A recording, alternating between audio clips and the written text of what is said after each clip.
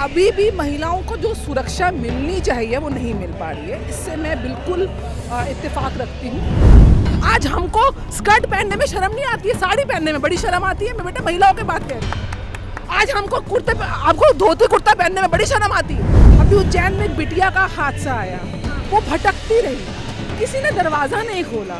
क्या इंसान के अंदर इंसानियत इतनी मर चुकी है? संस्कार आएंगे जब आजकल के बच्चे या बड़े ये रीलों के माध्यम से मॉडर्न कल्चर को एक्सेप्ट नहीं करेंगे, लेकिन अपनी जड़ों को समझेंगे। हर चीज़ के लिए सरकार को कोसना और खुद के अंदर की इंसानियत को मार देना और हैवानों को जगाना, ये संस्कारों की भी कमी है। आपको क्या लगता है आज के टाइम में जो महिलाएं हैं पूरी तरह से सुरक्षित हैं क्या? देखिए, सुरक्षा बहुत बड़ा मुद्दा है और ये पूरे देश में मुद्दा है। और अभी भी महिलाओं को जो सुरक्षा मिलनी चाहिए वो नहीं मिल पा रही है। इससे मैं बिल्कुल इत्तेफाक रखती हूँ और उसकी बहुत बड़ी सजाएं जो जिम्मेदारी है वो राज्य सरकारों की है, केंद्र सरकार की भी है, क्योंकि लॉ एंड ऑर्डर जो है गृह मंत्रालय के अंदर आता है। उसके साथ साथ एक चीज़ बेटा मैं बोलूँगी, जो हमारे देश की जनता है ना, उसकी जो संवेदनहीनता का पराकाष्ठा है। अभी उज्जैन में एक बिटिया का हादसा आया, वो भटकती रही, किसी ने दरवाज़ा नहीं खोला। क्या इंसान के अंदर इंसानियत इतनी मर चुकी है? मतलब मैं देख के दहल गई कि किसी ने उसको मदद करने का प्रयास नहीं किया। ये दिल्ली में एक साक्षी नाम की लड़की का मार्केट के अंदर सरेआम घोप के हत्या कर दी गई। सीसीटीवी कैमरा से आते रहे पिक्चर्स, लोग आते रहे जाते रहे, किसी ने बचाया ही नहीं। हर चीज़ के लिए सरकार को कोसना और खुद के अंदर की इंसानियत को मार देना और हैवानों को जगाना, ये संस्कारों की भी कमी है। और ये संस्कार कहाँ से आएंगे बेटा? संस्कार आएंगे आपकी संस्कृति से। संस्कार आएंगे जब आप अपनी जड़ों से जुड़े रहेंगे। संस्कार आएंगे जब आजकल के बच्चे या बड़े ये रीलों के माध्यम से मॉडर्न कल्चर को एक्सेप्ट नहीं करेंगे, लेकिन अपनी जड़ों को समझेंगे। सनातन संस्कृति के ये उन्मूलन की लगातार बात कर रहे हैं, विपक्ष की बात कर रही हैं, इस इंडी अलायंस की बात कर रही हैं। सनातन वो धर्म है जिसमें नारियों के सम्मान की बात होती है। यत्र तत्र नारेस्तु पूज्यन्ते रमन्ते तत्र देवता। क्रिश्चियन में लड़की को बेबी कहते हैं, hello baby, how are you. Muslim बीवी कहते हैं। उनके अंदर शादी भी एक कॉन्ट्रैक्ट है, कॉन्ट्रैक्ट ख़त्म तो तुम कौन तो मैं कौन। लेकिन हिंदू संस्कृति में, सनातन संस्कृति में हम देवी बोलते हैं। हम देवी के रूप में, अगर भगवान राम भी सीता को संबोधित करते हैं तो हे देवी कह के संबोधित करते हैं। ये वो सनातन संस्कृति है, उसको इन्होंने खंडित किया। चाहे मुगल आए 800 साल और 200 साल अंग्रेज, और उसकी उन्हीं अंग्रेजों की जो औलादे और मुगलों की औलादे जो कांग्रेस पार्टी के अंदर रह गई हैं, जो कुछ जो लोग रह गए हैं जो मॉडर्न कल्चर को अपना एक्सेप्ट करते हैं, उन्होंने हमारी संस्कृति का खनन किया। वही विचारधारा कहीं ना कहीं हम लोगों के जीवन में आ चुकी, जिसकी वजह से इतनी संवेदनहीनता हो गई है कि आज यहाँ पे भी एक बच्ची आ जाएगी, शायद कोई नहीं हाथ लाएगा इनमें से। बहुत शर्म की बात है, अपने अंदर झांकने की बात है। उसके बाद तो आप सरकारों को बोलो, लेकिन क्या वो लड़की जब घूम रही थी कि किसी इंसान के अंदर इंसानियत नहीं जागी? एंड में एक हिंदू के अंदर ही जागी, एक सनातनी, एक कर्मकांडी के अंदर ही जागी। इसलिए सनातन की जो मूल भाव है, जो सद्भावना की बात करता है सभी प्राणियों के प्रति, इंसानों की तो अब बात छोड़ो, वो तो गौ माता की हत्या को भी पाप मानते हैं, वो तो पेड़ को काटना भी पाप मानते हैं, क्योंकि आपको ऑक्सीजन देते हैं, जीवन देते हैं। पेड़ नहीं रहेंगे तो कहाँ जाओगे? गौ एकमात्र प्राणी है जिसका मल और मूत्र भी औषधि समान है। गौ के लिए भगवान कृष्ण ने जन्म लिया और आप उनकी हत्या और तस्करी करते हैं। और यही वो अभिशाप है। इंदिरा गांधी जी ने पार्लियामेंट में संतों के ऊपर अटैक किया, और कहीं ना कहीं देखो कैसे अभिशाप फलीभूत होते हैं बेटा। कर्म से कोई नहीं भाग सकता। इसलिए सनातन संस्कृति को समझना, उन मूल्यों को अपने जीवन में लाना, उस संस्कृति का संरक्षण करना इतना आवश्यक हो चुका है। और ये लोग उसी को तोड़ने, उसी को खत्म, उसके उन्मूलन की बात करते हैं। इनकी लड़ाई मोदी से नहीं है, इनकी लड़ाई बीजेपी से भी नहीं है, इनकी लड़ाई 2024 की भी नहीं है। इनकी लड़ाई है सनातन को खत्म करने की, संस्कृति को खत्म करने की। और कहीं ना कहीं इनकी वजह से संस्कृति खत्म हुई है। ये जागरूक होने की आवश्यकता है। ये जो जाति के नाम पे देश को बांट रहे हैं, आपने हिंदुओं की तो जाति गिना दी, ये भूमिभर, ये राजपूत, ये यादव, ये ब्राह्मण, ये खत्री। मुसलमानों की जाति है पता है? बताऊँ मैं आपको मुसलमानियों की जातियाँ बताती हूँ। अभी मैं एक पन्ना भरने लगी थी, आज ऐसे ही मैंने सर्च करने की बात करी तो मैं कहा देखूँ यार, हमारे में जाति है। मेहतर, कसई, नूरबख्श, खाटिका, लाबी, अलवी, आलम, शाह, सिद्दी, कुरैशी, कसब, कलंदर, उमर, चूड़ीदार, धोबी, मंसोई, नट, शेख, अब्बासी, इनमें तो इन्होंने करा भेदभाव, सिर्फ हिंदुओं को बांटा।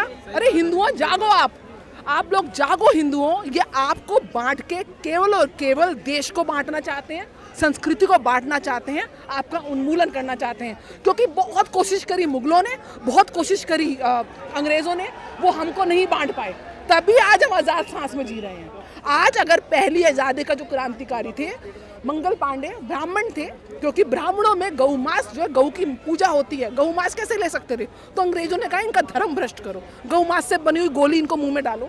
उन्होंने विरोध किया, तो वहाँ से क्रांति की लहर आज यहाँ पे आज़ादी तक लेकर आई है। ये लोग कहते हैं इन्होंने आज़ादी दिलाई, इन्होंने कुर्बानियाँ करी, तो क्या वो जितने सैनिक थे उनकी कुर्बानी व्यर्थ हो गई? सुभाष चंद्र बोस की कुर्बानी व्यर्थ हो गई? उनकी भगत सिंह, सदगुरु, उनकी सबकी कुर्बानियाँ व्यर्थ हो गई? आप ये बताइए, देश को बांटने का कारण क्या था? हिंदू मुसलमान करने का किसने किया था? हिंदू मुसलमान। आप खिलाफत मूवमेंट के बारे में बेटा पढ़ेंगे तो आपको पता चलेगा कि कितने हिंदुओं का जबरन धर्मांतरण हुआ था। कितनी जगह इन्होंने छत्तीसगढ़ में जो रिलीजन को कन्वर्ट करने के लॉ को उसके अगेंस्ट खड़े हुए हैं। ये चाहते ही नहीं, ये तो चाहते हैं हिंदू मुसलमान हो, ये तो चाहते हैं जातिवाद हो, ओबीसी कहे मुझे दो। अरे देना है ना तो वंचित को दो, चाहे वो कोई भी जाति का हो। देना है उस गरीब को दो जो गरीब है, जो मूल रूप से निर्धन है। देना हो जो उसको दो जिसका शोषण हो रहा है। उसमें जाति क्या, धर्म क्या, रंग क्या, राज्य क्या, आपको सेवा करनी है उसकी करनी है जिसकी जरूरत है। मैम आज के टाइम में जो महिलाओं के साथ अपराध हो रहे हैं वो किस वजह से हो रहा है? मैं क्या बोला आपको, सनातन संस्कृति के जो हमारी शिक्षा है उससे जो हम उखड़ चुके हैं, जो विदेशी हम आक्रांतकारों के उनकी विचारधारा को अपना चुके हैं। आज हमको स्कर्ट पहनने में शर्म नहीं आती है, साड़ी पहनने में बड़ी शर्म आती है। मैं बेटा महिलाओं की बात कह रही हूँ। आज हमको धोती कुर्ता पहनने में बड़ी शर्म आती है, जनेऊ पहनने में बड़ी शर्म आती है, शिखा रखने में बड़ी शर्म आती है, लेकिन 2 मिनट से पहले आप निक्कर और उसमें टी शर्ट में निकल लेंगे, आपको कोई शर्म नहीं आती। ये हमारी संस्कृति नहीं है। इसी की वजह से वो लड़की घूमती रही, किसी ने आके मदद नहीं करी। आपकी बेटी होती, आपकी बेटी होती और इस तरीके से रेप हो रहा होता, घर घर जाके वो हेल्प मांग रही होती, आप खड़े रहते, आप खड़े रहते, क्योंकि आप खड़े रहे वहां पर उज्जैन में। इतनी इंसानियत मार दी, हर चीज को आप सरकारों को कोसते हो। अपने अंदर झांको, यही कल आपकी बेटी होगी, आपकी माँ होगी, आपकी बच्ची होगी, आपकी बीवी होगी, तब क्या करोगे? रिश्तों के मूल को समझो। यहाँ पर देवी के नाम से संबोधित किया जाता है नारियों को, आप सब बेबी बेबी करने लग गए हो, ये उसका नतीजा है। आप लक्ष्मी को, आप अपनी पत्नी को लक्ष्मी नहीं मानते, अन्नपूर्णा नहीं मानते। 4 दिन के लिए माँ और पत्नी को बाहर निकाल दो, भूखे मर जाओगे, गंद खा रहे होगे बाहर आप जाके। मैम मतलब आप कानून को कोई वो नहीं मानती हो कि मतलब कानून की मैं गलती पूरी मान रही बेटा। मैं ये नहीं कह रही कि इसमें राज्य सरकार की गलती नहीं है या केंद्र सरकार की गलती नहीं। कानून तो इतना स्ट्रिक्ट होना चाहिए कि कोई बेटी को हाथ लगा दे उसका हाथ ऑन द स्पॉट काट देना चाहिए। सच्चाई ये है, कानून की ये वीकनेस है कि इतना डिले कानून है। फास्ट ट्रैक कोर्ट्स होनी चाहिए ऑन द स्पॉट। जैसे भैया ये बोलते हैं कि हम यूसीसी नहीं लाएंगे, हम तो शरिया मानेंगे। शरिया में तो चोरी में हाथ काटते, कटवाओ अब तुम हाथ, तब नहीं कटवाएंगे, सुविधाएं सारी लेंगे। यानी कि आप एक समझिए, वो कानून इतना स्ट्रिक्ट होना चाहिए कि बेटियों के प्रति अगर अपराध हो ऑन द स्पॉट सरेआम उसको टांग देना चाहिए, उसके हाथ पांव काट देना चाहिए, उल्टा लटका देना चाहिए, जला देना चाहिए, कि कोई सोचने से पहले उसको खौफ हो। आज कानून का खौफ खत्म हो चुका है। उसको पता है अदालतों में चली जाएंगी, उसको पता है कि हम रेप भी करेंगे, हमारे आगे 10 वकील खड़े हो जाएंगे। डर क्यों खत्म हो चुका है कानून का? कानून स्ट्रिक्ट होना चाहिए ना बेटा, यही तो मैं बोल रही हूँ। कानून बहुत आवाज़ उठानी है ना, तो आज वुमेन रिजर्वेशन बिल आया है, तो हमारी जितनी भी महिलाएं एमपी हैं या सांसद हैं, उनको इस बात की आवाज़ उठानी चाहिए कि बेटियों के प्रति जो अपराध हैं उसके अगेंस्ट जो सज़ा है वो इतनी भयंकर हो, इतनी भयावह हो कि उस अपराध की कल्पना से भी आदमी डरे। अगर किसी ने इनह्यूमन एक्ट किया है तो बी इनह्यूमन विद दैट। इस मानसिकता को खत्म करना बहुत आज नहीं होते ना सऊदी अरब में रेप्स कंपैरेटिवली। उनको पता है कि ना हाथ उंगली काट देंगे, उंगली कटे हुए चलेगा, पता चलेगा कि इसने ये अपराध किया हुआ है। उस लेवल की स्ट्रिक्टनेस, उस लेवल की सजा होनी चाहिए, ऑन द स्पॉट होनी चाहिए। कानून तब स्ट्रिक्ट हो और कुछ अपनी संस्कृति को जगाओ। ये जो बांट रहे हैं ना विदेशी आक्रांताएं, आपको बांटने की कोशिश कर रही हैं जातियों में, खुद की जाति बताते नहीं हैं। आपकी बता के गिना के आज आंकड़े आए हैं बिहार से। अरे ये तो बताओ बिहार में सड़कें कितनी बनाई, बिहार में कितनों को शिक्षा दी, बिहार में कितनों को नौकरी दी, बिहार में कितनों को स्वास्थ्य की सुविधाएं दी। ये बता रहे हैं कि कितने अनुसूचित जाति हैं, कितनी पिछड़ी जाति है, कितनी आगे जाती है, कितनी पिछड़े पिछड़े जाती है। तो ये आपको बांटने का प्रयास और ये केवल 2024 का एजेंडा है। ये कहाँ से एकदम से हिंदू मुस्लिम जाति गणना ओबीसी, बड़ा प्यार आ रहा है इनको ओबीसी के लिए। तो सबसे ज्यादा तो हमारे ओबीसी हमारे प्रधानमंत्री हैं, उनको जाके प्यार करो आप। उनसे बड़ा कौन है ओबीसी का रिप्रेजेंटेटिव? बड़ा प्यार आ रहा है आपको पिछड़ी जाति के लिए, तो हमारी प्रेसिडेंट हैं, पिछड़ी जाति से आती हैं, उनका सम्मान करिए और आप सेवाएं दीजिए वंचितों को। जातिवाद से आप लोग मत बांटिए। मेरी देश से बहुत गुजारिश है, ये इनकी स्ट्रेटजी है कि कैसे तुष्टीकरण करें जाति के नाम पे, धर्म के नाम पे और इन व्यवस्थाओं के नाम पे और अपनी रोटियां सेकें। 70 साल में इन्होंने आपको क्या दिया है? आज तक वही किए हैं। आप बताइए 70 साल में क्या दिया? 70 साल में, पहले 70 साल में बेटा जब यहाँ पे अटैक्स होते थे तो टेररिस्ट अटैक्स अगेंस्ट क्या एक्शन लेते थे? मुंबई में अटैक हुआ तो क्या किया था मनमोहन सिंह ने? ओबामा जी के पास गए थे सजेशन देने के लिए, और यहाँ पे एक अभिनंदन था, रातों रात वापस आ गया पाकिस्तान। उसमें पार्लियामेंट में कांपते हुए आर्मी चीफ ने बोला 9 बजे तक वापस कर दो, मोदी हमला कर देगा। आप जब तक स्ट्रिक्ट एक्शंस नहीं लेंगे किसी भी स्तर पर आपको रिजल्ट्स नहीं मिलेंगे।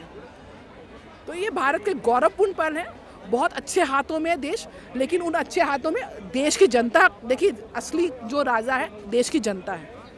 देश की जनता को जागना पड़ेगा, जागरूक होना पड़ेगा, उनको अपनी एक वोट की कीमत समझनी पड़ेगी कि ये वोट आपके द्वारा हुई एक वोट का जो फल है ना, जो पेड़ आप लगाओगे ना इस बीच से, वो आपकी पुश्तें खाएंगी। अब क्या बोना ही आप सोचो।